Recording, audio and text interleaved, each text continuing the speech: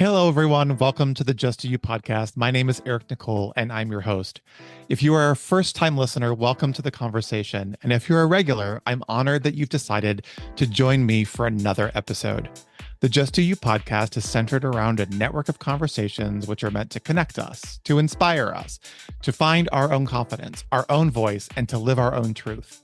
And who knows, we might even learn a little something new that ultimately allows us to live in the sweet spot that I like to call the Just Do You space of being. Each week, I have the privilege of sitting down for unscripted conversations with friends, family, colleagues, community leaders, and influencers that all share their own personal journeys. I hope that you enjoy our time together as much as I have. We are certainly going to laugh, and yes, we might even cry a little, but in the end, we're going to know that we're not alone during our life's journey. So, are you ready? Great, let's do this. Welcome to the conversation. All right, everyone, welcome to today's episode. Y'all, I have been waiting for this conversation with my guest today. We have tried a couple times to jump on, and first it was my schedule, then I think her schedule, and now here we are finally sitting down. And I cannot tell you, it is the perfect day to have this conversation. I have spent, the better part of the day on Teams calls and listening to people and having to manage and divert conversations to keep people on track. And the whole time I'm thinking, what am I doing here? And how did I get here? Number one. What am I doing here? Number two. So I'm going to jump right in and introduce everyone to my guest today, Christine Blosdale. Hi, Christine. Hi, darling. I've been looking for, I feel like it's Christmas morning. It is. You're under my tree. Oh, am I wearing a bow? Yes. Sorry. A fancy bow. Yes. A fancy bow. It just popped into my head. We're just joking for those of us who can't see us. I am blending into my backdrop today. I'm wearing all gray. So I wanted to wear. You're so much alike. You're like my doppelganger. You're like the male version of Christine. We look alike. We have the same kind of glasses. I don't have a beard, although I do look really good in a mustache and beard. Like when I go out. Oh yeah. Every now and then I'll use my wife's eyeliner and I'll have the whole thing. I'm very handsome. I would like to see that. You're beautiful and probably handsome too. So you're welcome. I was asked recently if I'd ever done drag, and I said no, because I'd look like B.R. Arthur in a house coat. So it's just not making a pretty drag queen. But you, I can imagine, would make a very handsome man. All right. Thank you. Okay, let's just jump right in because you and I could giggle and laugh for the full hour. But for our guest today, I want to take a second just to introduce Christine. And I came across Christine through social media, which is how we meet people, right? This is how we meet people today. And I was instantly taken by this incredibly piercing smile with these beautiful eyes and this amazing energy. And I said to myself, I have to figure out who this person is. I want to know more. And I dug into this Christine Blosdale. What I found was this powerhouse that had a remarkable story, and we're going to talk about that today. But I'm going to take a quick second just to read the bio. And Christine, I like to do this because we wake up every morning, sometimes into a conversation of whatever's going on around us. And we have to wake up ourselves and generate that space and that energy and that positiveness to get our day started. And I love to introduce people because at the end of every introduction, they all go, oh, wow, I guess that is me. I did do all that. Yeah. I did do all that. And I do it all still. So I'm going to take a second. Okay, go right ahead. I'm just going to lay back and just take it all in. Take it all in. Okay. You should know we'll talk about this, but Christine actually lives in Australia. So it's tomorrow for her, which always freaks me out. But anyway. Yeah. Okay. We're all still here. We're all still here. So Christine is known as the expert authority coach and has spent more than 25 years helping entrepreneurs and thought leaders and coaches and authors amplify their visibility and become this go-to authority that fits within their niche. And she's worked with major companies like Microsoft and big powerhouses like America Online. And what is it? Pacifica Radio was the other one that I thought was really cool. Mastering the art of branding, content creation, and magnetic marketing. And that was the term that really caught my eye, was magnetic marketing. So we're going to talk a little bit about that as well. But she's a 5-time #1 best-selling author. She has her own podcast, in fact, several podcasts, and this amazing kind of what she calls the signature, simple, easy, and fun approach to being the best versions of oneself and living boldly and unapologetically, which is everything about the Just You podcast. So welcome to the podcast, Christine. Wow, that's really great. You can read my obituary Well, when I go. okay. All right.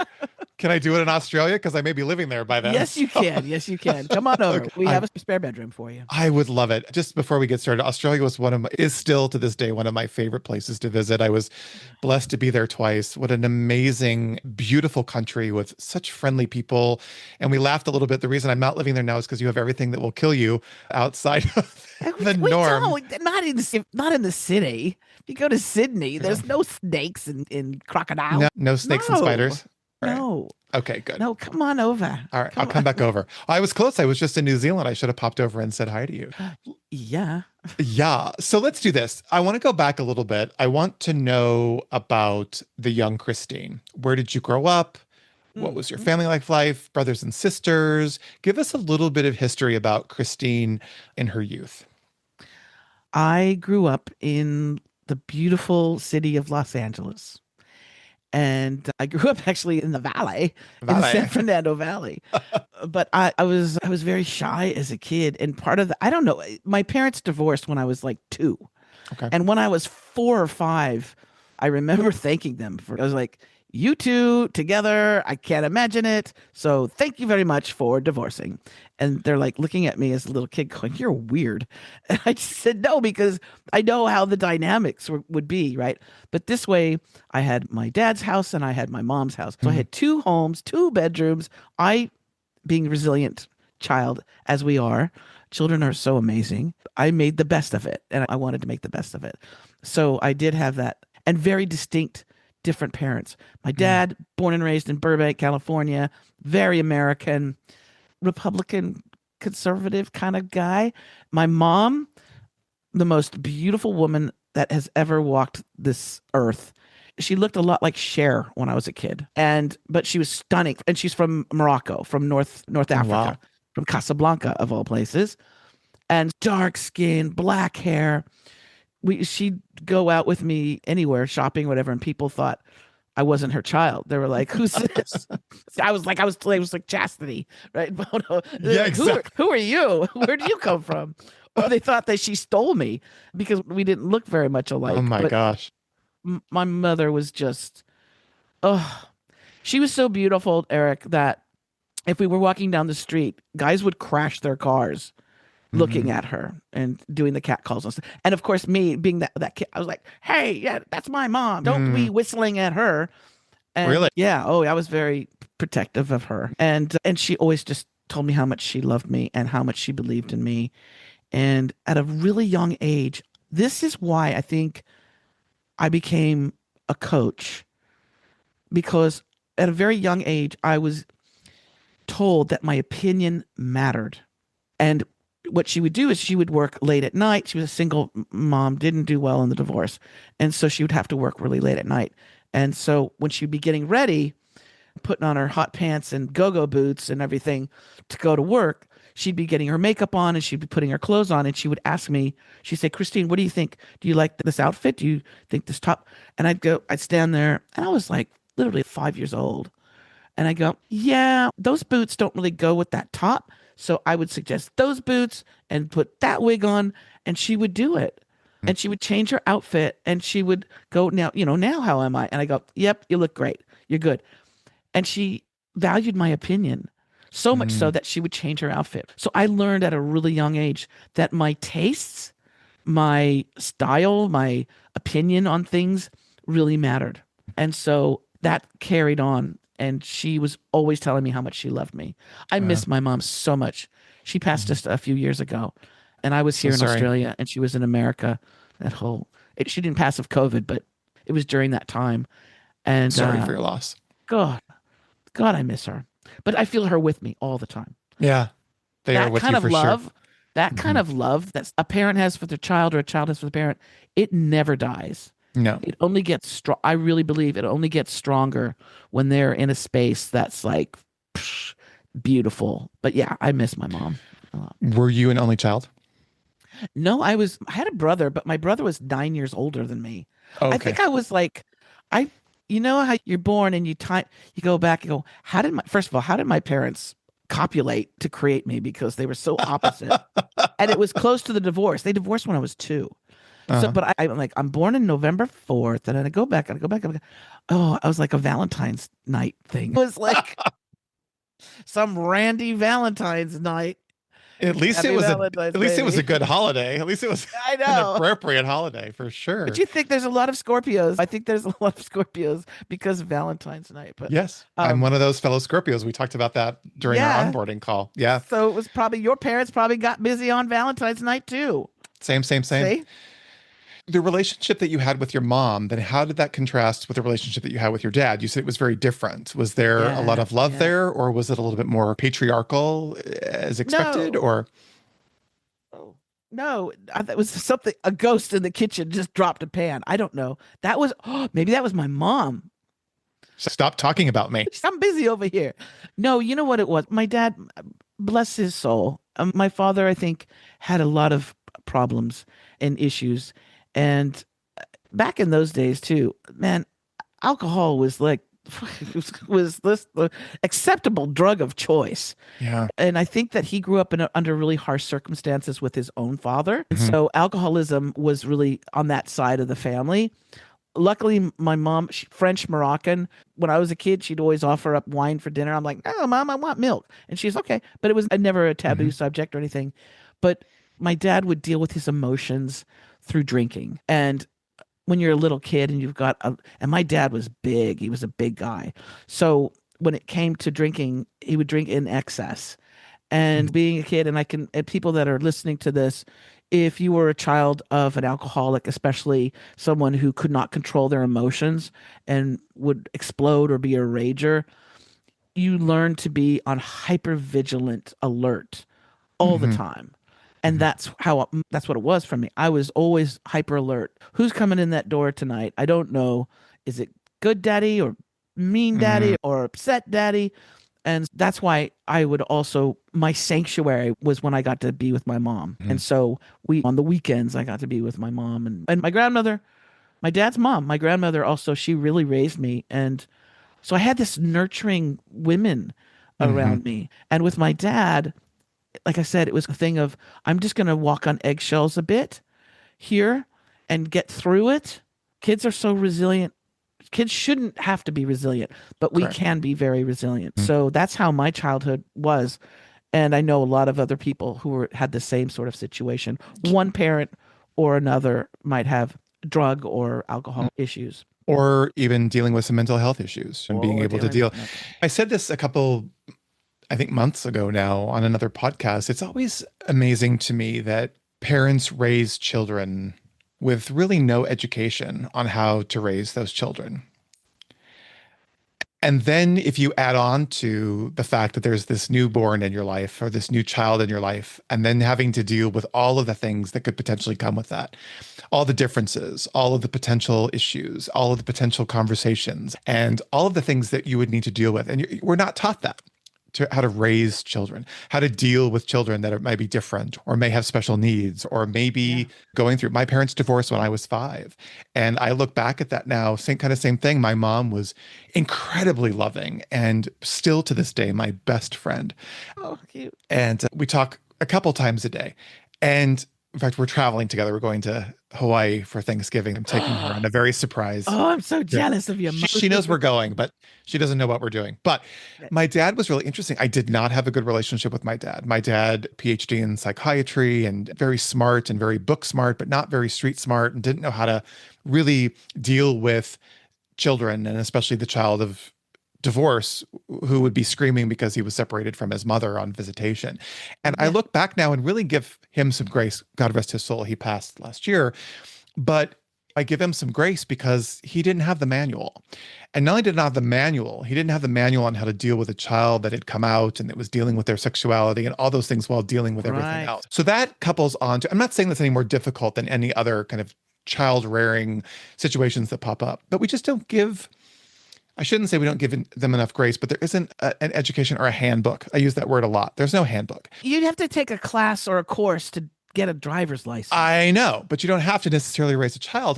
But my point of all that I did rambling was I always find through these conversations that the relationships that both men and women have had with their mothers are really different than the relationships they had with their dads. Now, Yeah. some of them have been beautiful relationships with their dads, but more often than not, it's been a struggle.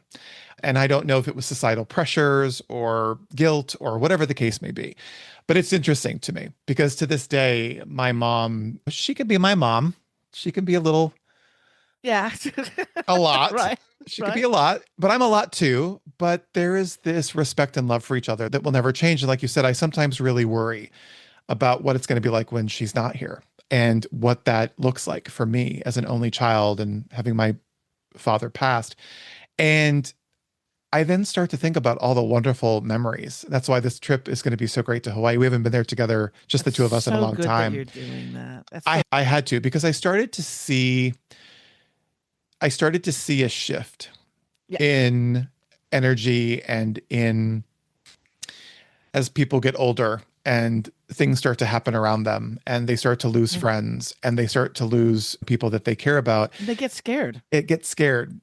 Yeah. And she sees me traveling all the time. Let's call this page. Her nickname, I nicknamed her Sarcasma because she's super sarcastic. And so every time I would travel for work, I'd be in like the Virgin Islands or I'd be in Portugal and she'd be like, "Oh, you're going to Portugal." And always make fun about it. So I finally said, "Pack your bags, lady. We're going to Hawaii for Thanksgiving."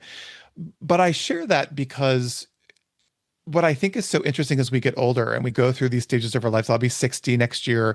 A lot of my friends don't have their parents. You've lost your mom. I think that's something that we have to take every moment and be grateful for because at some point life happens. And that's the Yeah. part that scares me the most. What was that like though, then growing up? How did you manage that navigation of the two different environments? You said you're resilient, which I can understand. But what was the internal dialogue that was happening as you were transitioning from one home to the next? I think I was like a baby monk or Buddha. I don't know. When I was really young, I had this mantra in my head that this is only temporary. Anytime, anytime I was going through anything funky or weird, I remember when I was really little, I had a dislocated elbow. And it was because this girl on the playground wanted me to go with her somewhere. I think she had a little crushy on me. And she was pulling me to come with me, and I didn't want to go. And I was holding on to the monkey bar. I was like, no, no.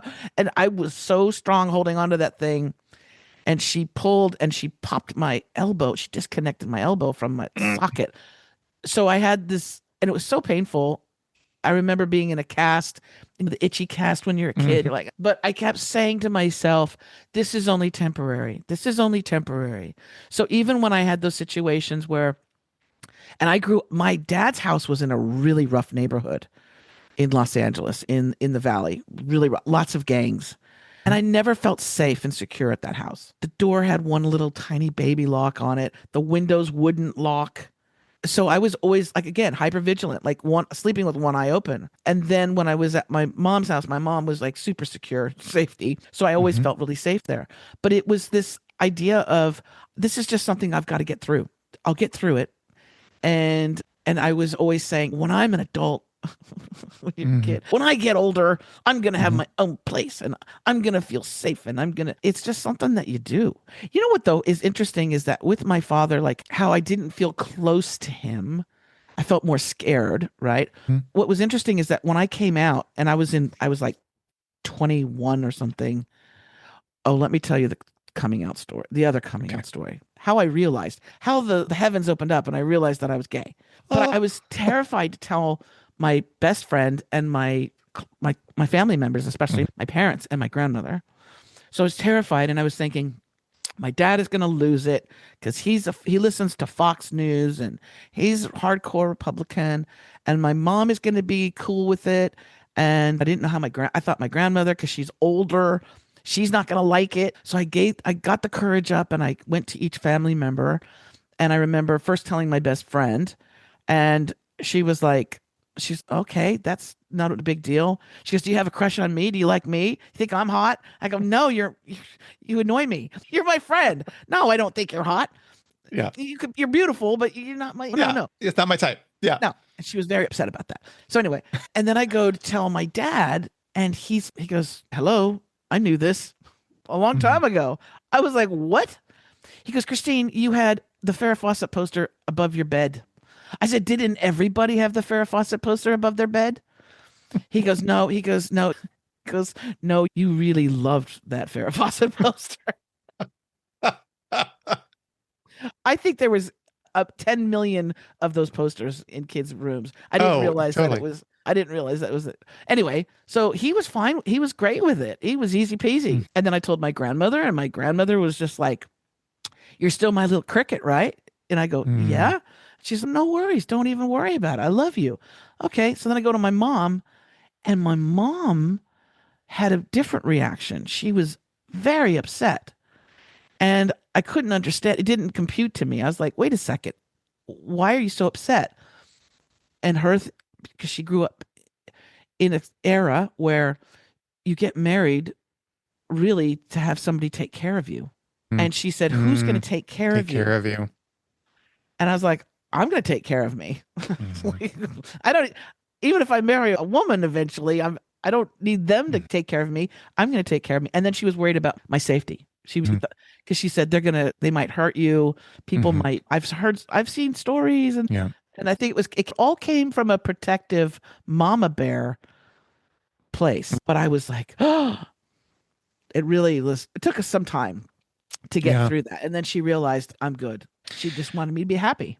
I think that's the underlying genesis of everyone's reaction, parent wise, when we come out. I think our safety and that we're going to be okay and that we're going to be taken care of is paramount.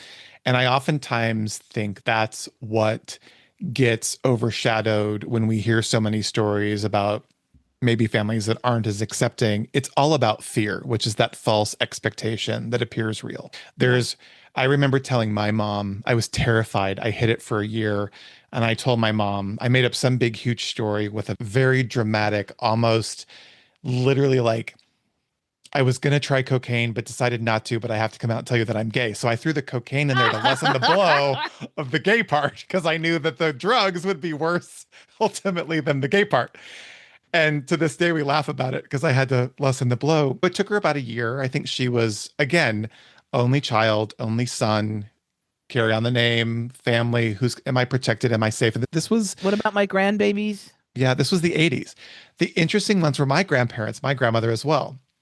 My dad's mom, who I loved dearly, when I came out to tell her, she's like, tell me something I didn't already know. And I'm like, Grandma, how Grandmas did always you? know. I'm like, how did you know? And she goes, honey, every time you come to visit, you ask to eat on the good china and the good crystal.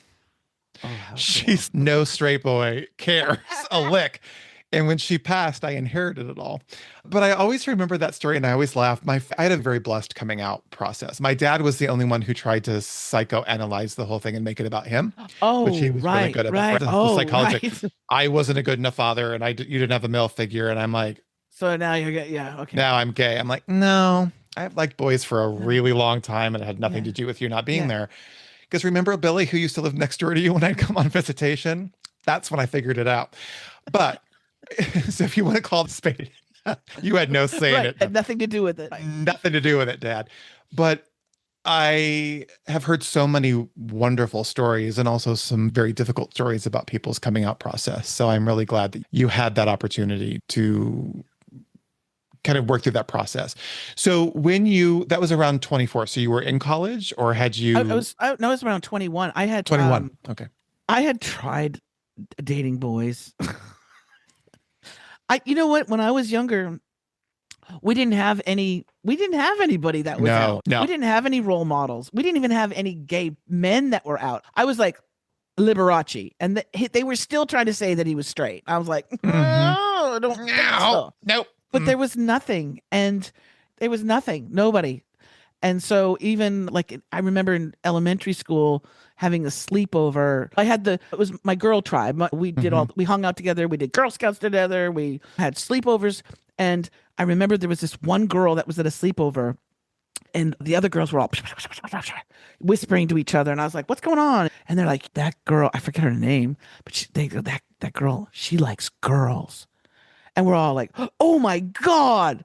And Mm-hmm. they shunned her. So the prehistoric thing, the thing that we don't want to be kicked out of the cave because then the dinosaur is going to eat us. They shunned her. They never invited her to any more sleepovers. At school, they treated her horribly.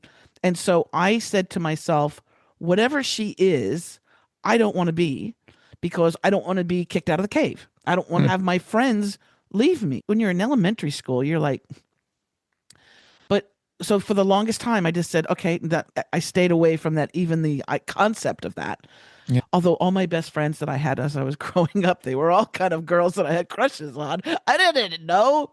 You don't know these things. So later you figure it out. And then when I would watch Charlie's Angels as a kid, I got like a little funny little feeling. I was like, oh gosh, I really love Farrah Fawcett and Jacqueline Smith. Oh, yeah. All of these women. Wonder Woman.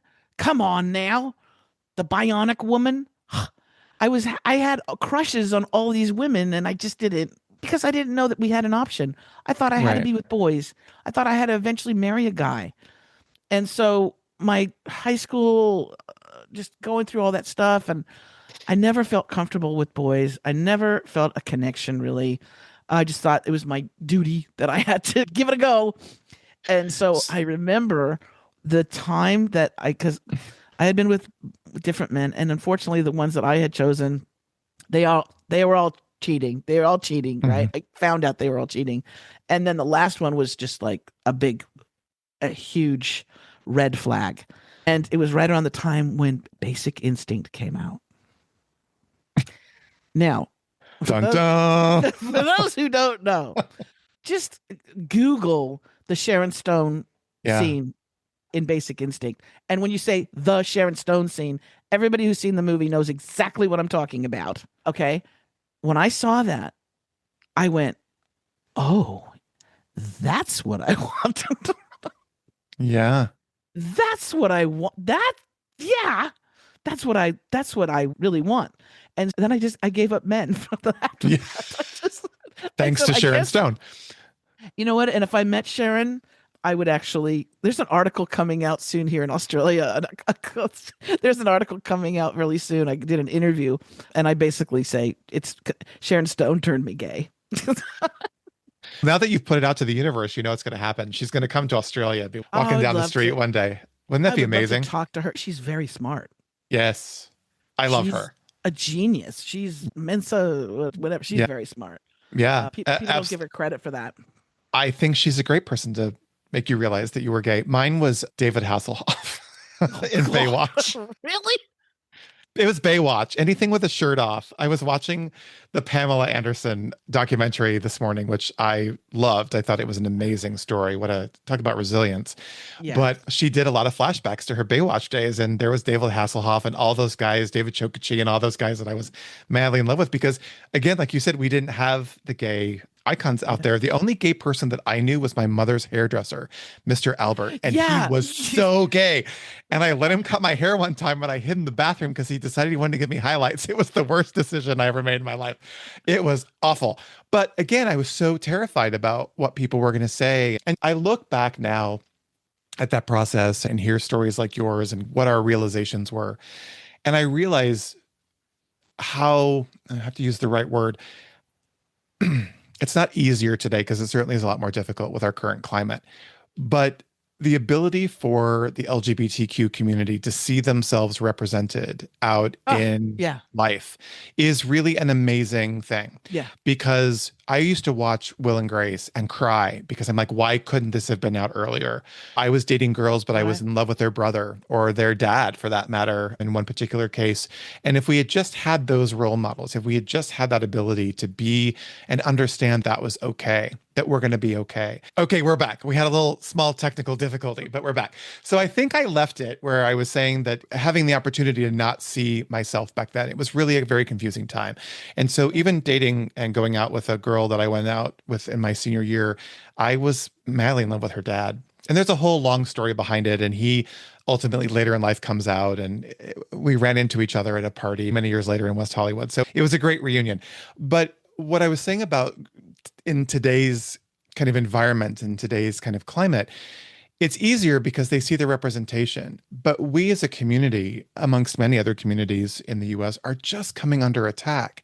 And so I worry that the resilience of today's LGBTQ youth is going to potentially run screaming back into that closet or run screaming back into that space of there's something wrong with me. If everyone's out there saying, everyone being the operative word that they think it's everyone, is out there judging me and trying to tear me down and taking away our rights, do I even come out? And what it's going to do for the mental health of our community is really frightening to me, Christine. And I think as a coach, you obviously work with people to have them be their unapologetically authentic self. And how do we do that in these climates? And that's a weird transition to go from childhood to this, but that's something that really has me concerned about kids these days is, do they come out freely and be unapologetically them? And then how do we get the message to them that it's okay to still be that? We need them to be that. We need them to be unapologetically themselves and authentic, especially now. Absolutely. I feel that even though it is, the climate has changed a bit, the overwhelming majority of LGBTQ plus individuals and their family members and friends, supporters, allies are so numerous, especially in the United States, let's say, and here in Australia, the same thing. They just it was only recently that they approved same-sex marriage. Yes. But the support that we have is massive. What happens is that the bullies or the authoritarian dictatorship that America is under, it gets all of the attention. It gets the microphone, gets the bullhorn, right? And so if you hear through that bullhorn all of these messages, this mantra, then you think that's how you perceive, that's how the world thinks about you, or their feelings about you, what they think about you, who you are. But I think it's too much. It's too big right now that we've experienced that support and that love. A good example is the narrative that's been happening for the last 2 years with what's going on with Israel and Palestine and the Palestinian people. For the longest time, that large megaphone was like, no, we want to protect ourselves and blah, blah, blah, blah, blah. And then now people are seeing all these images and they're like, wait a second, this is not right. You can't starve millions of people. No water, Eric. People don't realize it's not just no food, which you can't live. There's no water. How long can you go without water for basic sanitation, but to live? People are, and here we just had 300,000 Australians in a downpour walking across the harbor bridge. Now, if you listen to the media, they're like, oh, a couple thousand people showed up in the anti-Israel march. No, it wasn't an anti-Israel march. It was an anti-genocide march. And it doesn't matter who is being genocided. People, good, kind, loving people, are going to step out and they're going to speak up. And that's what has to happen, though, in the United States. And I see it. It's not getting, the media coverage is not coming to the outside world about all of the marches, also about the immigration policies, these roundups of people who just look. It's not getting to you? It's not getting to you? No, it's being suppressed. But good old TikTok, it's where I get my news. Those stories are coming out. They have to title them something else. Music festival. Sorry. Did you say music festival? Yes. Jesus. Music festival. If you look up music festival on TikTok or on any of your other platforms, then you'll be able to see about how many people are speaking up and protesting and putting their well-beings on the line, their careers, their livelihoods for other people that they don't know. And this is what we have to do. We have to speak up, and we have to stop that machine of just saying, this is how it's going to go. And to say, wait, that's not right. Right now, they're talking about what now they're doing it in Washington, D.C., militarizing the entire city. And he's saying there's not going to be any more homeless people. Where are you going to put them? Oh, don't worry. We have a place for them. Oh, it sounds very much like the Führer. Yeah. We have a place for them. And if it's like Alligator Island, what's your crime? Being so poor that you can't you don't have a place to live, or you had a medical incident that caused you to be homeless, or you came back from serving the military and there's no services for military folks, for veterans, mental health or anything. So they find themselves homeless on the streets, and you're going to, what, put them in prison? A detention camp? I've left America 5 years ago, and you could not, if you said, this is what's going to happen, I would go, you're crazy. That's like a Hollywood script. Never going to happen in America. That's what I said yesterday when they were talking about the repeal of the same-sex marriage and Supreme Court coming after that. And I said, I remember people in my life saying, they're not going to come for your marriage. They're not going to come for your rights. They have more important things to deal with. And we all called bullshit. We all knew that it wasn't true. And yet here we are. I shared with you, I have a friend who's trans, and she's afraid to leave her house because she's afraid of being beaten or being abducted or being removed. And what's the word they use? Disappeared. And the thing that just, again, going back to this LGBTQ conversation, I know who we are as a community. I know we're strong. We're resilient. This isn't our first rodeo. We've been through this. Right. We haven't. I'm not worried about the yous and me's and even the 30-somethings.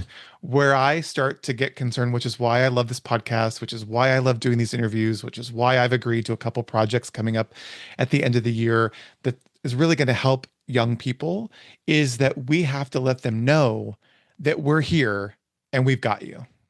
That's what I want them to know. I want them to know that they can remove us from books. They can remove us from history. They can remove us from all of these libraries and all these monuments and museums, and they can even tear up our rainbow-colored streets.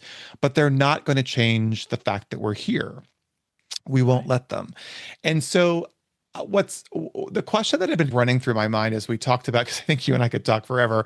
One of the things that was running through my mind is in how you deal with your clients and finding that space for people to live authentically and unapologetically takes something, because I don't think that we are, and please correct me if I'm wrong, are we born with that tenacity and that ability to be authentic? What happens to us so that we lose that we have to then, by the grace of God, come find people like you to get us back to that space after we've already gone through the journey and are now in our 40s saying, what the F, what do I do now? Or our 50s, raising my hand. I think we're all, my personal belief is that I've been here many times. I've been reincarnated.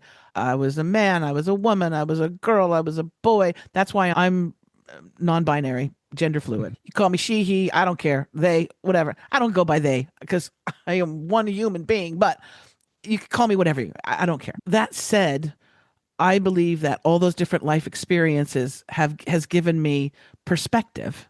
I believe that I've lived life in many different ways. And so I believe that when we come into this world, man, we are so close to source. We've got it. And then what happens is that through our family, the immediate people around us, we start to learn how to behave. Then you've got the community. Then you've got the society. Then you've got school that kind of tries to put you like in a little box. And again, when we're born, society in general was like, all right, do we wrap her in a pink blanket or do we wrap him in a blue blanket? Now with me, it's a purple blanket. I don't know. Because I've always been gender fluid. I've always been. I've just had to adapt to, because even coming out as a lesbian, I hate that word. It just sounds like a weird disease. But coming out, being queer, gay, I didn't fit in those boxes either, really. I think we're all born with this genius, this connection to source. And so we can be very amazing, but we get it taught out of us. We get it pushed down. Your intuition, push it down. Follow the norms. This is what society says that you need to do. Oh, better do that. So by the time people come to me, and most of my clients are women, by the time they come to me, they can have a bit of imposter syndrome. Sure. And that means basically, and it's all levels. It's all socioeconomic levels. It's all achievement levels. So you could be a CEO of a major company and you could still suffer from imposter syndrome. And that's just those little voices of somebody said when you were 5 years old, you're stupid. or you're ugly, or you're You're this, or gay. you're that, you're gay.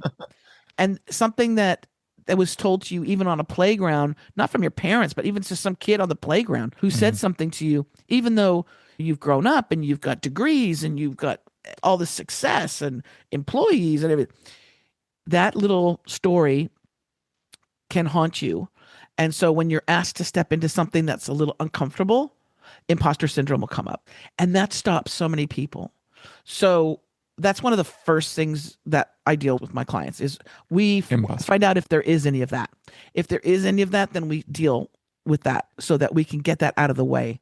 Because if you are too afraid to show up because you think, I'm worried about what people are going to think of me, I'm too old, I'm too fat, I'm too this, I'm too that, then you're not going to show up and communicate your message, and people will feel it.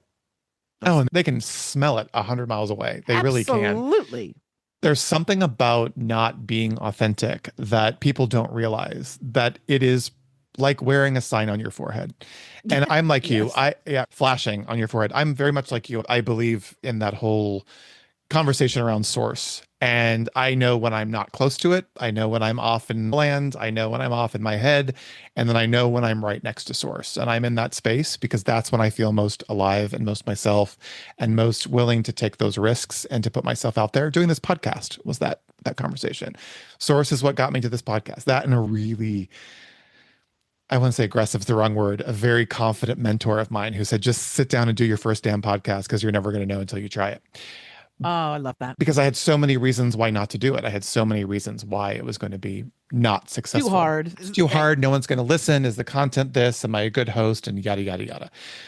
What I'm also curious about, and again, I know we could talk, I want to be conscious of your time, but when people find themselves in this place, and it could be a myriad of a decade, in their 40s or in their 50s, do you find that there's a conversation that it might be a little too late, and they don't take that next step to maybe sit down with someone like you to have that conversation about what it means and what it's going to take to really break through this barrier of this conversation we're living in now?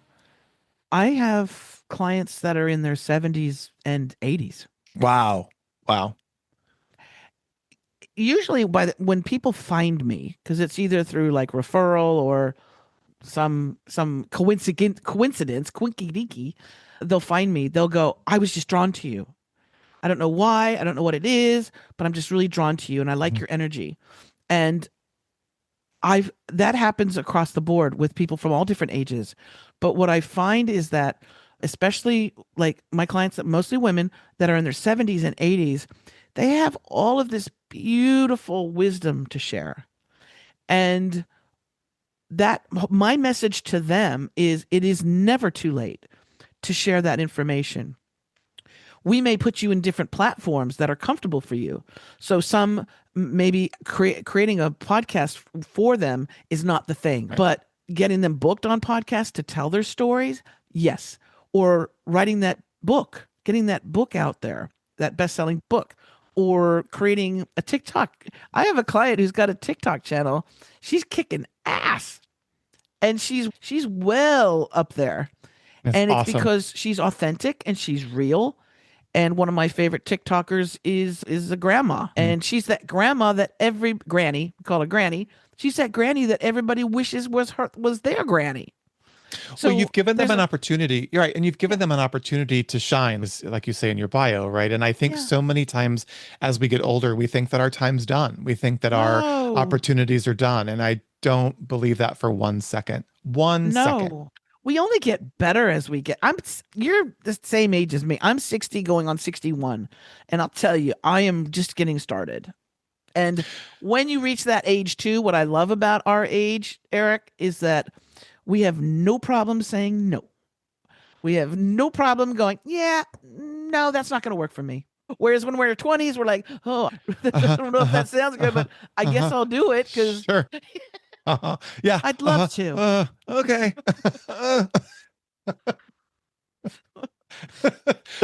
I think that's what drew me to you. And I want you to come back and be a guest another time on the podcast. We have so much that we could talk about, and I've had so much fun today. But I think that's what really drew me to you in watching you on social media and really digging into who you are, because so many of us, and again, we talked about same age. I'm in the spot where I've had an amazing career. I've had an amazing run. I own my own company. I've loved it. I have the podcast. It's been fantastic. I will do it for as long as people will listen. It gives me life. But there's a conversation about what's next. I'm in that spot. What's next for me as next year, not this year, next year, 60-year-old gay guy that lives in San Diego. What's next? Because that can't be all There's that there the is. title of your next book, The 60-Year-Old Gay Guy. Exactly. What's next? What's next? What's next? Bring it on. Bring it on. Sequel 17. But I think that's something that we all tend to find. I have friends that run the age gamut, but a lot of my friends are much younger and they're still in this kind of prime space. And I feel like I'm just in my prime. I feel like the last decade has really been the opportunity for me to get my voice out there, to be that stand, to leave the legacy. And I want our listeners to know that it's not too late. I look at my mom. She was a teacher for 35 years. When she stopped teaching, the conversation stopped, right? In that empowerment. And I keep having conversations with her about, what are you going to do? What do you want to do to keep that going? Who could you mentor? Who could you coach? Where can you give of yourself? Because she's lost that. And so I'm going to make sure people have access to your site so that they can check you out. And I encourage them to look at your social media and check out your podcasts, plural, and check out all your content. I have two last questions for you because I do not want to not introduce and have you just give us a brief little story about how you met your wife, and the fact that you live in Australia now, I think is amazing because I don't want to ever meet her and go, you didn't ask about me.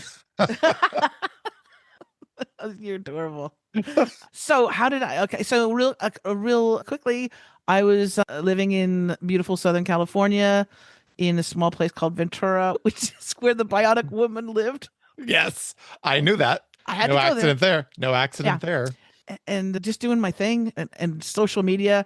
And my wife back then, she found me on Instagram, the things you might like or the scroll, whatever. She saw a picture of me and she went, oh, she clicked on it and started stalking me, basically followed me and started stalking me. Now, my wife at the time was straight, air quotes, straight, always been with men, never been with women. And she just was fascinated by me. And it was interesting because before she actually got the courage up to inbox me, to message me, she was liking all my stuff. And she was liking stuff like 2 years old, like going through the scroll quite a ways back. And so I was just like, oh, wow, this is a very enthusiastic fan. Okay, this is cool. And then she inboxed me and said, why do I find you so attractive? Ooh, I like that. That's bold. It's really bold. And I was like, because I was clueless. I was so clueless. I was like, because you got good taste. I don't know. Duh. And I said, oh, thank you. Oh, okay. And then I checked her out. I went to her profile and I was like, whoa, she's beautiful. She's beautiful. Yeah. But I couldn't figure out where she was from. And so I said, where are you from? And I told her where I was at in Southern California. Then she sent me a picture of this really cool, beautiful beach. And I thought, oh my God, is she in Hawaii? Because I love Maui. I love Hawaii. And I was like, oh, man, nope. And then I wrote her, I said, are you in Florida? Because I'm going, nope, further. And I said, where are you? And she's Australia. And I went, oh, God, that's 7,000 miles away. And I just was like, okay, let's just see where this goes. And for 6 months, Eric, we were texting and WhatsApping and video calling and just back and forth and falling in love as you do. And then we decided, okay, we need to see if you're my human. Because I'd never been married before. I was 50, whatever. Yeah. And we met in Maui because it was midway. Yep. We met in Maui for 10 days. I got like the luxe accommodation because this is a once in a lifetime opportunity. Yeah, for real. So I got like the beachfront crazy $1,000 a day place, whatever. And we had 10 days and it was like, that's it. You're my human. And then the whole process of getting me here, which was immigration, and Australia is very tough on immigration. Yes. Yeah. Australia and America are both a little difficult, but I'd say if you are interested in coming here, you're a good candidate to come here, because also you have a business. They like to look at people that have you're not looking for work. Not going to drain their economy. Yeah. Exactly. But I love the story, Christine, that you told. And so obviously logistics and immigration and all that, but you literally barely made the last plane out of Los Angeles to fly to Sydney before they shut the airport down for COVID. Yes. Yeah, I say to people that this is going to be my TED Talk. I've been saying this for years, and I just have to actually try and do a TED Talk. The last flight out of Los Angeles. And real. I was supposed to go in April of 2020. My wife called me up. She goes, "Hey, the news is saying this COVID thing." I go, "It's the flu. It's not a big deal." She said, "No, I think you need to bump up your flight." I go, "Oh, God.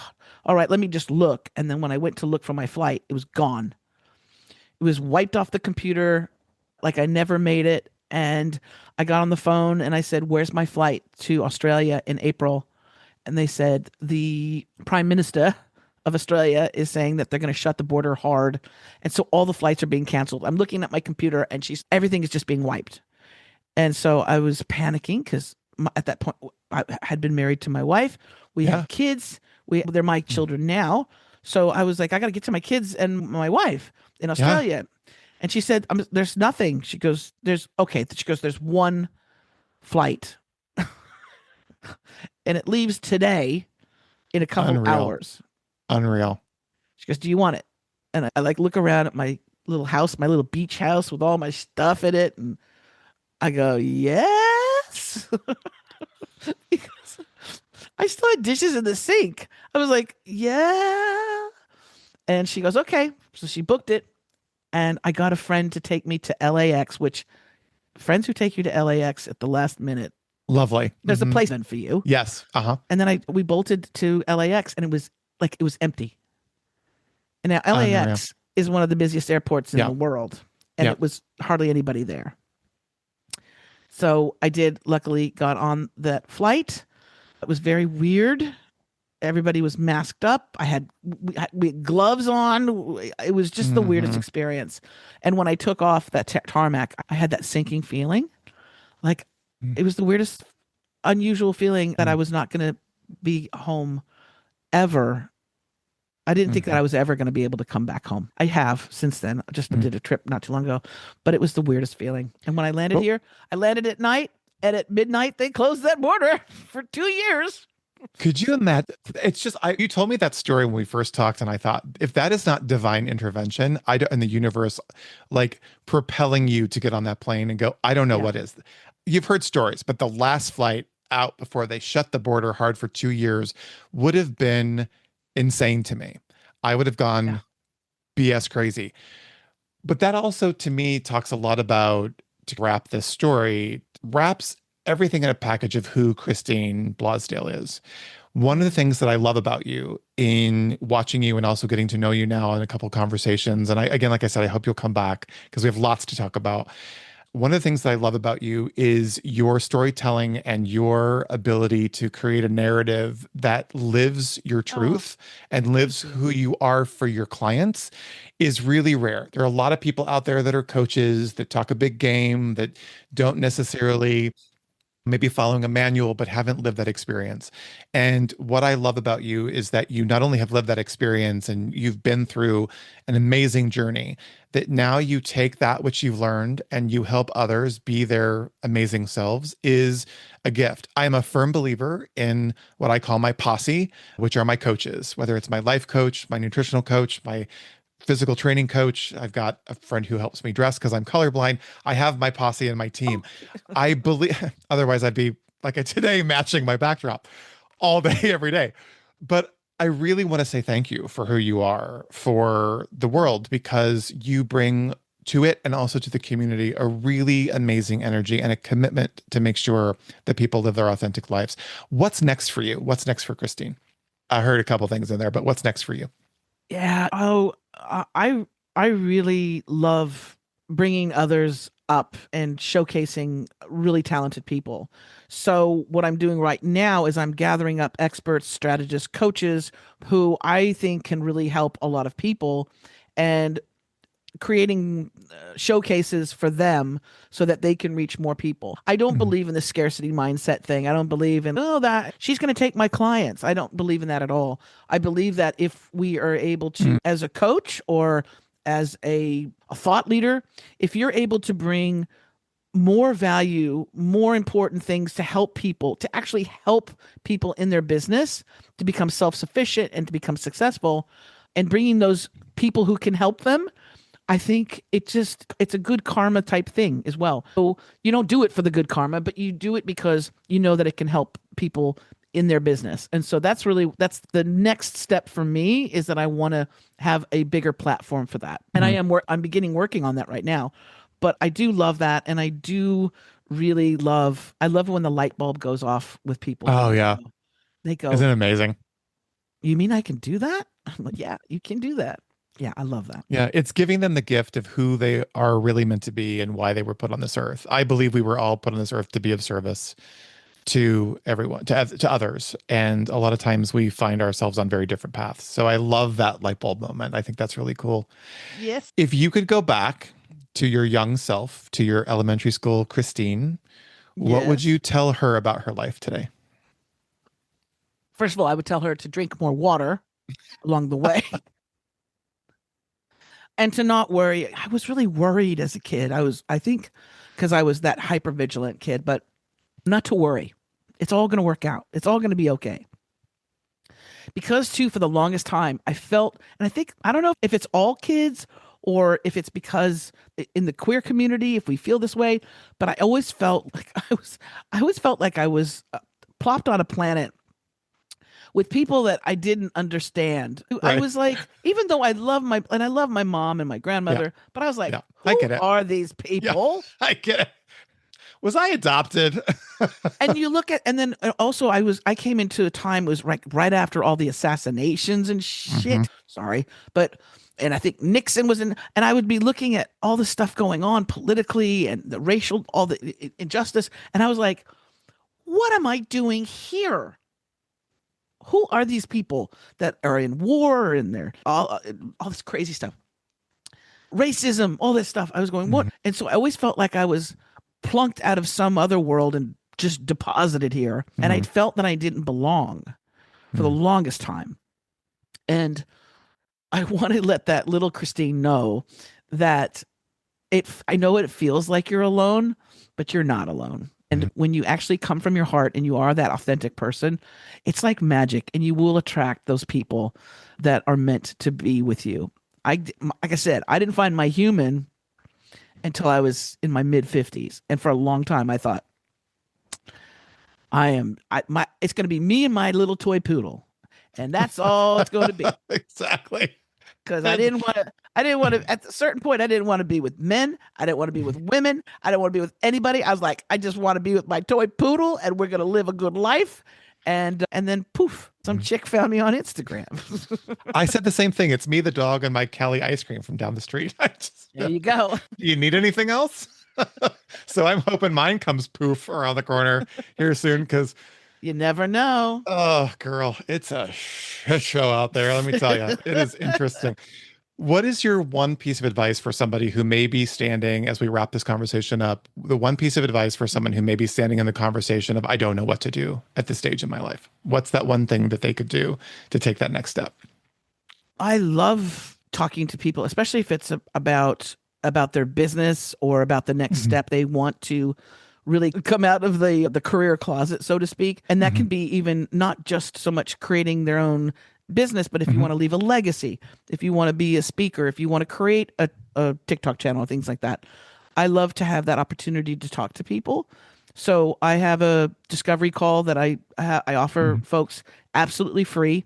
And we sit down and we have a chat, what we have here, but I find out what the jewels of the crown are. So we go after what, and you may not notice it. You may not realize that you're sitting on a multi-million-dollar idea or business. And so that's my skill set. is that I can take a look at what you're doing.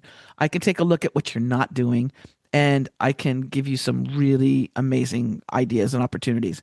And then it's up to you if you're going to take action. Because a lot of times, if you just go, one day I'll do that. Yeah, one day I'm going to do that. One day doesn't happen. For those of you who are take action people, then I invite you to have that chat with me. And you can go to my website. You can book that with me. Again, it's free. It's a discovery call. You can do that at my website, expertauthoritycoach.com, or you can go directly to my booking link, which is chatwithchristineb.com. We're going to put both of those on our social media. And I'm going to encourage our listeners around the world, if you find yourself in that spot where you just feel stuck and you need to take that next step, I'm telling you that with the amount of time I've spent with Christine, which has been very little, I am energized and excited. Yay! And I am so grateful we met. You have a new friend. Me too. I wish you lived next door. I know. Eric. I do too. We would have so much fun. I'm not sure we'd get a lot of work done, but I think we'd have a really good time. Oh, no, we would. We would. No, we would. We're going to talk. You've inspired me to be thinking about a few things as we talked about in the onboarding call. And you'll be definitely getting a call from me. But thank you for your time today. Thank you for being here. Thank you for sharing your wisdom. Don't worry about us not doing enough work. We are very powerful, creative scorpions. So we would definitely work. We would just make sure we'd have a lot of fun doing it. First. Yes. First. Then get to work. And perhaps a cocktail. Maybe. And perhaps a cocktail. I can't remember that one bar that I went to in Sydney. That's a whole other conversation we'll talk about another time. Thanks for your time today, Christine. All my best to you and your wife. And we'll chat soon, okay? Okay. I hope so. Love. Thanks for being here.